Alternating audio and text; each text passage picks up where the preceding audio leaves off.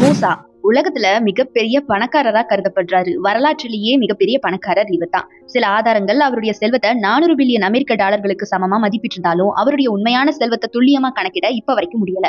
Monza மூசா அப்படின்னா என்ன? Monza Musa அப்படின்னா ராஜாக்களின் ராஜா அப்படின்னு அர்த்தம்.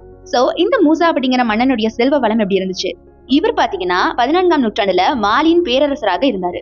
வரலாற்றுல இன்னைக்கு வரைக்கும் மிகப்பெரிய பணக்காரரா அறியப்படக்கூடிய இவர் பாத்தீங்கன்னா நிறைய செல்வத்தை இவர் வச்சிருக்காரு இப்ப வரைக்கும் அப்படிங்கிற மாதிரியான குறிப்புகள் இருக்குங்க.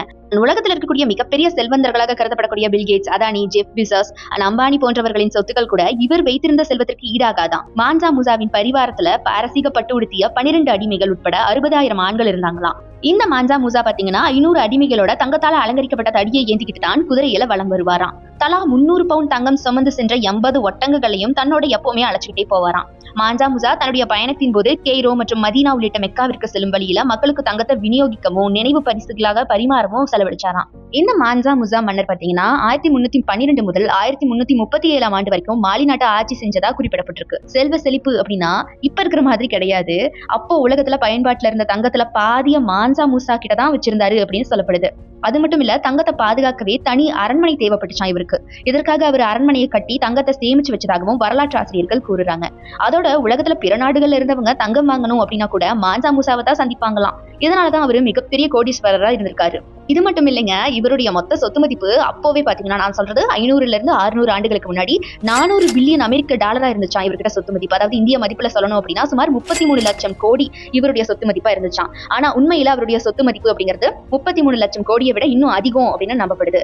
அதாவது இப்ப இருக்கக்கூடிய உலக பணக்காரர்கள் பட்டியல்ல முதலிடத்துல இருக்கக்கூடிய எலான் மஸ்கின் சொத்து மதிப்பு அப்படிங்கிறது 251 மில்லியன் அமெரிக்க டாலர் தான். அதாவது 20 லட்சம் கோடி தான். அப்போ பாத்தீங்கன்னா மான்சா முசா கிட்ட எவ்வளவு சொத்து இருக்கும் அப்படின்னு நீங்களே கணிச்சுக்கோங்களேன்.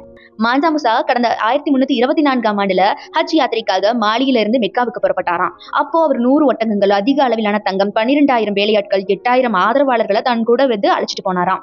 அதன் பிறகு ஹஜ்ஜில் தங்க அவர் விரும்பிய நிலையில பாத்தீங்கன்னா உயிரிழந்ததா கூறப்படுது. இவரது மரணமடைந்த ஆண்டு பாத்தீங்கன்னா 1332 அப்படின்னு ஒரு தரப்பினரும் 1337 தான் அப்படின்னு இன்னொரு தரப்பினரும் மறுத்துட்டு வராங்க. இப்படி ஒரு காலத்துல மான்சா முசா செல்வ செழிப்போட பெரும் பணக்காரரா வாழ்ந்த மாலி நாடு இப்ப ரொம்பவே மோசமான நிலையில இருக்குங்க. அது மட்டும் இல்ல, ரொம்பவே மோசமான நாடுகள்லயும் ஒன்னாதான் இருக்குது. அதாவது பாத்தீங்கன்னா மாலி நாடு இப்ப ரொம்ப ரொம்ப ஏழ்மையான நாடா கருதப்படுது. ஆப்பிரிக்காவில பெரும்பாலான நாடுகள்ல பசி, பட்னி, வறட்சி உள்ளிட்டவை பாத்தீங்கன்னா மக்களை பாதிச்சுட்டு வருது.